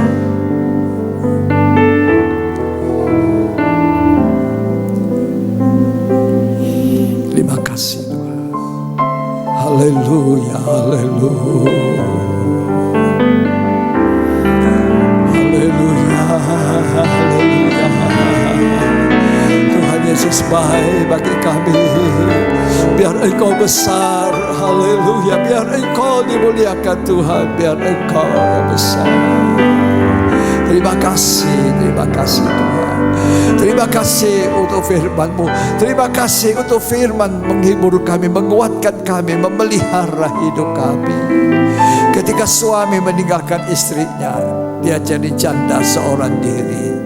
Siapa yang beserta engkau? Siapa yang memelihara engkau? Dia Tuhan, pencipta alam. Terima kasih Tuhan. Terima kasih. Terima kasih untuk firman Allah. Dalam nama Tuhan Yesus Kristus. Terima kasih untuk firman-Mu. Ajar kami mengasihi-Mu, mengasihi firman Allah. Percaya firman-Mu. Dalam yang sakit Tuhan sembuhkan. Yang lemah Tuhan kuatkan.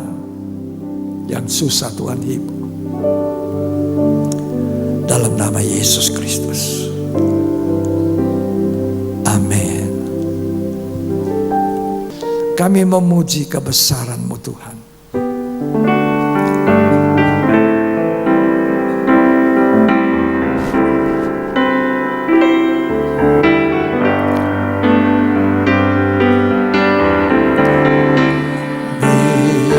Memuji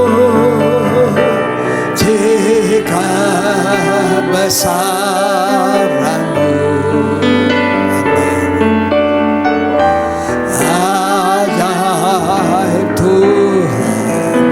Ajaib Tuhan, ajaib Tuhan. Kami memuji kebesaran Tuhan. Memuji kebesaran-Mu. Ajaib Tuhan. ajaib Tuhan. Mari angkat tangan dua-duanya. Terimalah berkat. Berkat yang terbaik. Berkat dari Bapa, Putra, dan Roh Kudus. Tuhan Yesus Kristus memberkati hari ini sampai selamanya. Sampai Tuhan datang, kita diberkati dan kita menjadi berkat.